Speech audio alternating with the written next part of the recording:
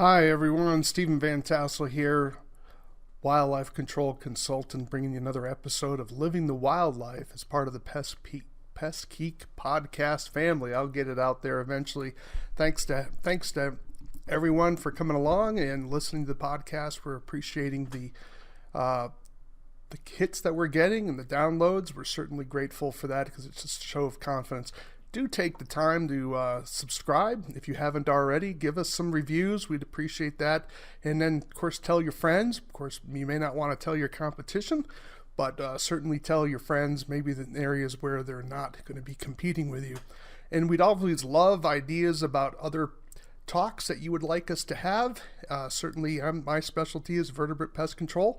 So reach out to me and tell me what you're interested in. What is my email address? Well, it's wildlifecontrolconsultant@gmail.com. Wildlifecontrolconsultant@gmail.com. That wildlife control consultant is singular. There's no S on the end of it. And we'd love to hear from you. So I'm on Facebook. I'm also under the Pest Geek podcast area. Make sure you sign up. Glad to have you join us and join the conversation and learn all things vertebrate pest control and also Pest Geek for those of you that do pest control more traditionally. So I've done a presentation on basically review articles, reading scientific literature, and so now I'm transitioning to talking about experimental articles. And these are articles that are publishing the results of a particular study rather than a review article. If you're interested in review articles and they're really cool, check out my other podcast on how to read review articles and their role to help your business.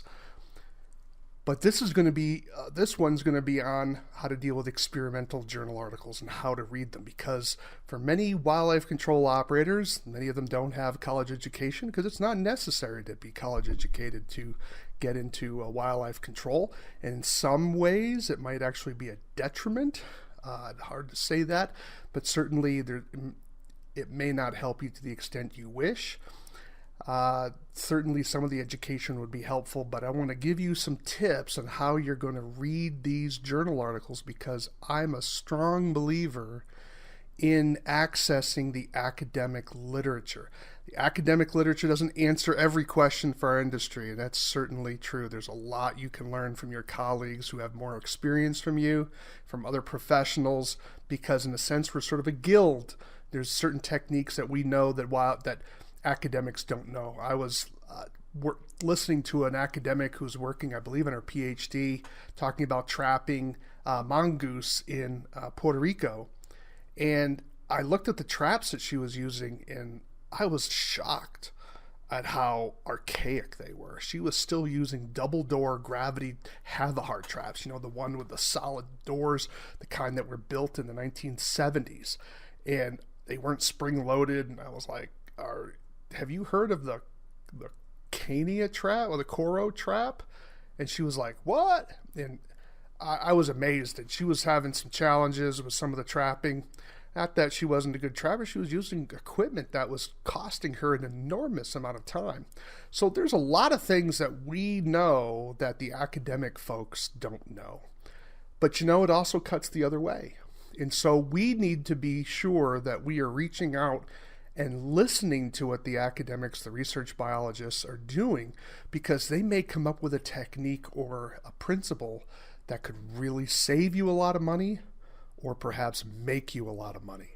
So I'm hopeful that you're going to take my advice and start looking at some of the literature, and I'll do a podcast on how you can search for the literature. But I would just give you a clue right now. Google Scholar is what you want to do. All right, so let's get started about these journal articles. So again, the difference between a review article summarizes research over the last several decades, depending on how many articles have been written on a topic. The one I did on my podcast was on deer fences. And so the authors basically read the literature and then summarized the findings of that literature in one place.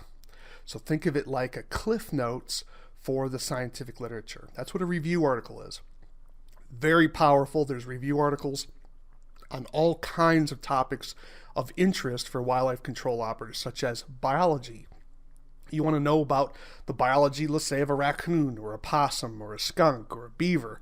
There are journal articles that basically summarize all that literature in one place, so you can know what is the average weight of a raccoon from all the different literature, all the different articles.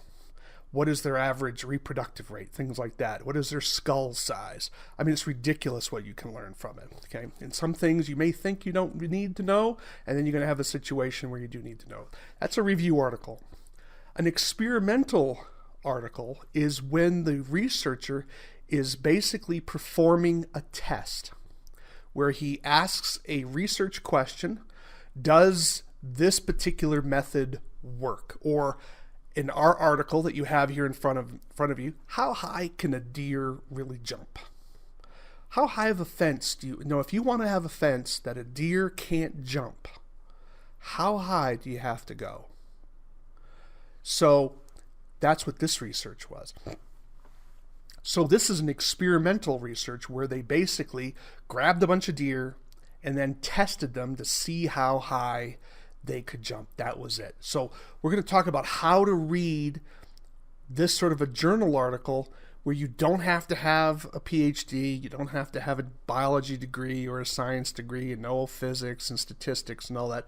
All that helps, don't get me wrong, it helps, but you don't have to have that to still glean information from it that can be helpful for your business. So I'm going to try to give you a strategy to help you read this efficiently and to understand how the article is put together so that you know where to get the information you need, and then if you want to get more information, what parts that you can drill down to later on.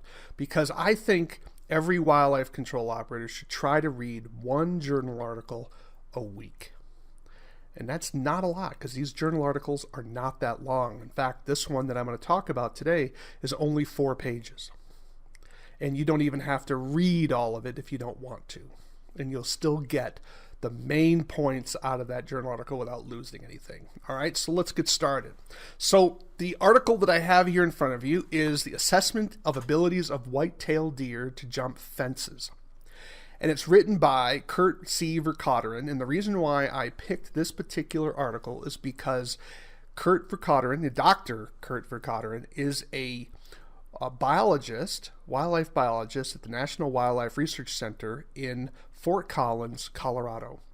And he, as a government worker, his material cannot be copyrighted because he's a federal worker. It's our tax dollars at work. We pay his salary indirectly, obviously, through our taxes. And so this is why I chose this particular article. It's also nice because I think deer is an area that wildlife control operators should be thinking more about exploring the income opportunities available through deer. And it's been hard for us to get into deer because state wildlife biologists know that deer is what pays their salary. And so they're very loath on giving up control of deer. That's why wildlife control operators typically don't get contracts to shoot deer. Although that's changing, that's true, but it's not really opened up the way other species have, because wildlife biologists in states make their living, that's through hunting fees, to pay their salary through deer, so they're really holding on to that. But I think things are going to change over time, and certainly as people begin to realize that they need to have more fences to keep deer out with all the ticks, various diseases with ticks, it's important to think about that. So, make a long story short, this particular study, you will learn right from the title. So when you're looking at journal articles, the titles tend to be very long. And the reason for that is that scientists like to be very specific about the topic that they're dealing with. You will often find the scientific name of the animal if there is one. Now, this one doesn't have the scientific name, but white-tailed deer is narrow enough that you pretty much know what kind of a deer it's dealing with.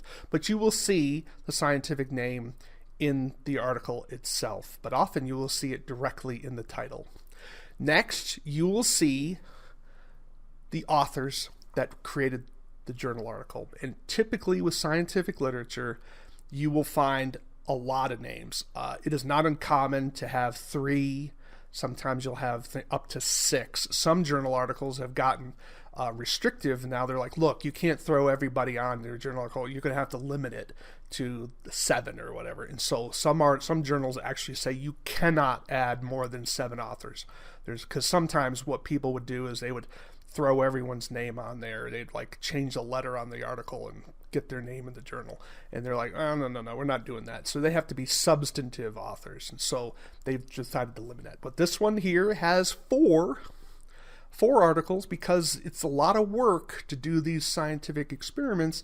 And then, of course, it takes time to put the data together for publication. Scientists publish their information so that they can have it critiqued and evaluated by other scientists, and so also that they can share what they've learned, and so that together they can start creating deeper knowledge about the world and life. And so in this case, so that we know more about white-tailed deer. So Kurt Vercauteren, Timothy R. Vandalen, Michael J. Lavelle, Wayne H. Hall, these individuals have all participated in this particular research project, and that's why their names are on. Now, you may not care about the names, but let me assure you, if you begin to do some continuing reading in the literature, you will begin to recognize certain names coming up into certain topics over and over and over again.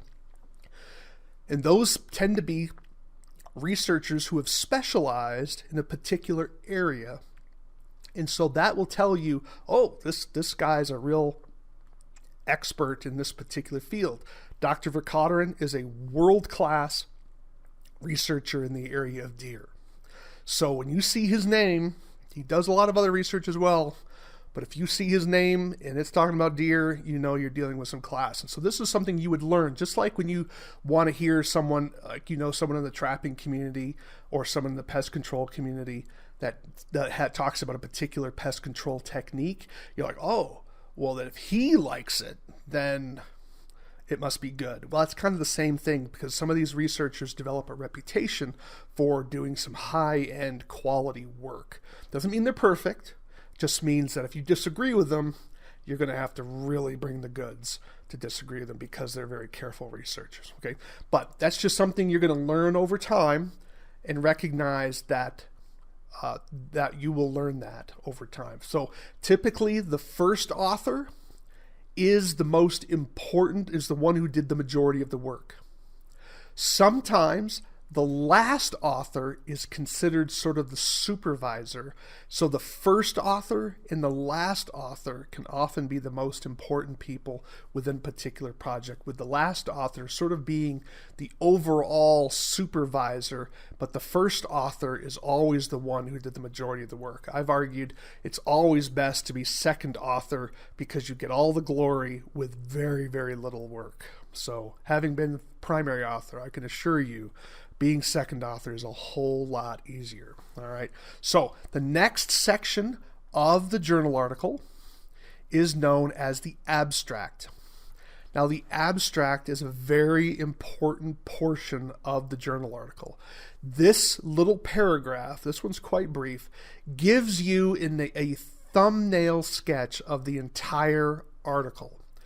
Read the abstract. So you want to read the title. If you're interested in the subject, read the abstract. The abstract will tell you whether it's going to be worth your while to read the rest of the journal article.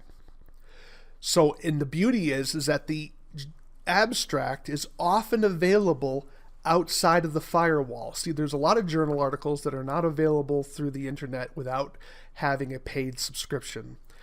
Those articles, you can often glean a lot of quality information just by the abstract, because the researchers do allow the abstract to be public, but not necessarily the entire article.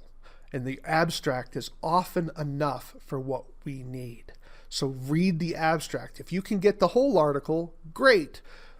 Read the abstract. If the abstract is not intriguing enough for you, then you don't need to read the rest of the article. It saves you an enormous amount of time. So make sure you read it. The next section of the journal article is the keywords. Now, the keywords are given to help categorize and collate the particular article for research, for searching purposes. So you can skip that or not. Here you see some keywords that the authors have put in to help people find it when they're searching through various literature databases. That's all that's for. The next section of the journal article, we start getting into the text itself. We start with the introduction. The introduction doesn't say introduction, but that's the introduction. First few paragraphs. The introduction situates what the study research is all about. In other words, it's going to tell you why this particular research question is important, and it will then compare what they're doing with what's happened historically. Have other researchers dealt with this question about how high deer can jump? Why is this researcher doing this project? It's a lot of work to perform an experiment, especially when you're dealing with something as big as a deer. Why are they doing it? So the introduction justifies and explains the rationale for what they were trying to discover and why other research didn't answer the question completely. So sometimes researchers, they will repeat an experiment, so you will then see an explanation as why they're repeating the experiment. But other times there'll be a new experiment because they're saying previous experiments did not answer the question that everyone had in mind, or previous literature research gave us information that raised another question that we hadn't previously thought of. I hope they got all that. It's pretty complicated, all right? So that introduction is critically important, and you'll get a lot of interesting stuff about that. So here what they're saying is deer fencing is important to protect deer from disease and transmitting disease because of these deer farms. Now, deer farms in a lot of states are being banned, or if their people have been grandfathered in, then once that person goes out of business and is not able to sell, then the state is taking over and they're not allowing any more deer farms. The reason because of disease. So the issue of keeping deer inside a particular enclosure is critical, because if those deer get CWD or something else, you don't want deer being able to get out by jumping the fence. So how high do those fences need to be? So they're talking about this. And then it goes down further and it says the height required to keep deer from jumping a fence has not been quantified. And there's my paragraph right here. Let me put it right at the top of the screen for you. Right here, this paragraph on the left. The height, let me highlight it here for you. The height required to keep deer from jumping a fence has not been quantified. There's your justification for why they're doing this particular experiment. So how high is that fence? Do you know? Well, this article is basically up to this point the definitive answer to that question. Intrigued? We'll keep going.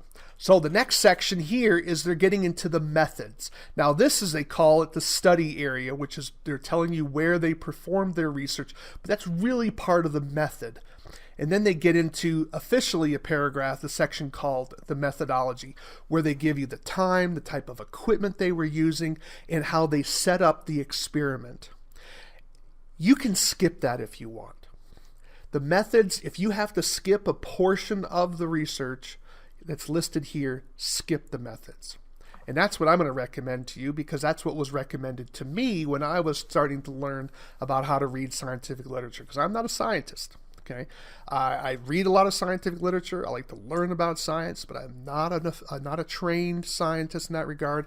I have received training, but I don't have a degree in traditional science, despite what my master's degree says.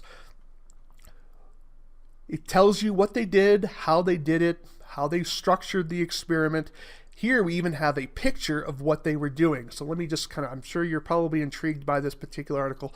What they had was a fence. They had a big plot of ground, put a fence in the middle, and then they basically were feeding the deer, and they had video cameras, and they would stress the deer in some instances and not stress the deer in others, and to see if they could get them to jump the fence. And then, of course, they kept raising the fence over time to see how high they could go. That's kind of the experiment in a nutshell. Okay, really cool. and it's exciting research that they did. I mean, I'm excited about it because this is what I like science for, because it answers a real question. It's not saying, how many angels are dancing on the head of a pin. Okay, this is real stuff here. And it's not just answering sometimes silly questions that sometimes scientists that we fund for. This is some really quality stuff here. So they continue to talk about their location and what they did and how they set up the experiment. And that's what all this is here. All this reading here is all about how they set up the experiments, because they did several tests to get the answer that they're looking for, because they're trying to get something that's going to be statistically valid. Remember, all of reality is, you're probably familiar with the bell curve, right? The bell curve said that there's a majority of instances in the middle, and then you have what's called the outliers and the wings. And so just like you have that crazy uncle, most people, their behavior is within a certain level of parameters, but there's always people at the outside that kind of do things just a little bit different. Wildlife are the same thing. That's why you always want to be careful of saying animal X never does this. Not true, because you may find a raccoon that does something weird on you, and it doesn't mean it's abnormal for raccoon. It just means an animal is just not in the mainstream of animal behavior. Okay, well, that's why they wanted to have something statistically valid, so they needed to use enough deer and use enough experiments to get the kind of information to make it statistically worthy. If they just tested one deer, that wouldn't be enough, right? You would say, well, maybe they just had a really weak deer. Or they had a Michael Jordan deer who was able to jump incredibly high. So that's why you get several animals to make sure that you have enough to get a good representative sample of what a deer can normally do. And that's what they did. So let me keep going down. We talked about the methods section. We're going to keep going. We have our little picture there. Diagram. It's always nice to see some diagrams. And then we start getting into our charts. Here's all the experiments they did. And again, you can skip all this. You say, I'm not telling you to ignore it per se, unless if you like getting into this, because it can get a little technical. But I'm telling you, you want to then skip the methods, get right down into the results. And this is the raw data in English. Okay. So they're going to tell you what happened. And so they're going to say experiment 1. Notice they put the dates in there. They used 22 deer, 11 females, 9 adults, 2 yearlings of those 11 males, because they tried to make it even for gender, right? 7 adults, 4 yearlings. And then they conducted 7 trials with those deer as a group. And they did this and they progressed ultimately to a height of a fence 2.4 meters. Remember, in scientific literature, it's always generally going to be done in metric. Okay, so if you're having trouble figuring out what some of the metric is, I use an app that actually converts metric into, American distances and weights and that sort of thing. So, and after a while, you'll start learning what the equivalence is, and you just do it in your head. But the point is that they start telling you what they were able to get these deer to do and what their results were. After you want to read the results. The results are what they found, straight on. The next section is the discussion, and that's where they give you their interpretation of that result. What are the implications of that material? Did they have issues with their experiment? That will all come out in the discussion. They will tell you why they had to maybe eliminate a deer from the study period. They may have had to tell you some of the challenges. Maybe the weather went bad, or the ground got slippery, or they had an equipment failure. And they would explain what they thought about the data and the results that they collected, what its value was. And that's the discussion. You want to read the discussion. The discussion, if you have a choice between the discussion and the results, read the discussion. Now, the key here is understand that the discussion is partly their interpretation of their results. Now, their opinion really matters, but again, their opinion isn't sacrosanct. So when you start learning and start reading a lot more, you're going to be able to start criticizing what you're seeing. You say, well, Stephen, I'm never going to criticize it. I'm not a scientist. Trust me, if you're really paying attention, you will learn. You're like, well, why did they do this? Or I saw a deer do this. Remember, all of you have experience with wildlife as well. Sure, you don't have a degree up on the wall necessarily that you're some big high-powered biologist, but you're a naturalist and you've learned things as well. It doesn't mean you get arrogant. It doesn't mean that the researchers are lying to you. It means that sometimes we perceive things through our own lens, and sometimes we misunderstand something. We miss a causal effect. Perhaps there's another way to look at the data. So not talking about lying or deception here. I'm not referring to that at all. I'm just saying is that you can be a critical reader. And by critical, I don't mean just harsh. I mean, you're reading the material carefully to see if there's weaknesses. Did the researchers make a mistake? Now, it's going to be unlikely that you will find it because these articles are peer-reviewed when we're getting into some of these journal articles. This is from, I think, the Wildlife Society. So I think this is the Journal of Wildlife Management. Let me see. Yeah, Journal of Wildlife Management, because here's our section up here, gives you the reference. Okay, Journal of Wildlife Management. That's produced by the Wildlife Society. I am a member of the Wildlife Society. You can be a member of the Wildlife Society. They're a great group, and there's some really good information. Membership alone gives you access to the historical journals of the Journal of Wildlife Management and the Wildlife Society Bulletin. So that alone is worth the price, and I think it's under $100. So you can have enough reading there forever. Okay, there's some really great stuff there. So read the discussion, read it carefully, think about how you can take the information that you have here and apply it to your business. So we're going to get down, so we're going to look at some of this and notice what they did. I'm going to just look at this sentence here. Because this individual did not jump the test fence during either the 2.1 meter drive, that's when they were driving the deer, they're putting the deer under stress to see if they can jump higher over the fence. We released it before the 2.4 millimeter trial, so we do not know whether it had the ability. See, they're explaining a problem that they had in their experiment. One of the deer they got rid of because the deer didn't jump a lower fence. They were also, notice how they commented here, we were surprised by the lack of deer jumping the 2.4 meter fence. So post hoc, that means after the fact, we surveyed, after the fact means after their experiment was done, they surveyed over 150 wildlife biologists who routinely observed deer in the proximity to fences.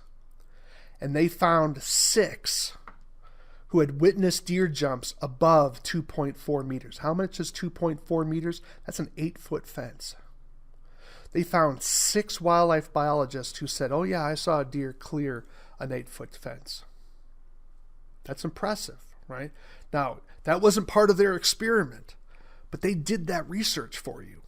So when you have a client saying, how high does my fence need to be? You're going to say 8 feet, but understand when push comes to shove, some deer may jump that. So if the person tells you, I have to have 100% assurance a deer will not jump this fence, then you got to make sure you're higher than 8 feet, or you construct that fence with some distance to keep a deer away from jumping that fence. However, for the vast majority of situations, an 8-foot fence does the job. And in some cases, if the deer are not stressed, you probably can get away with something lower than that. So you can have like a 7-foot high fence and maybe put some barbed wire at the top to make up the extra difference. That might save a lot of money in terms of the weight of the fence and the amount of money you're paying. Okay.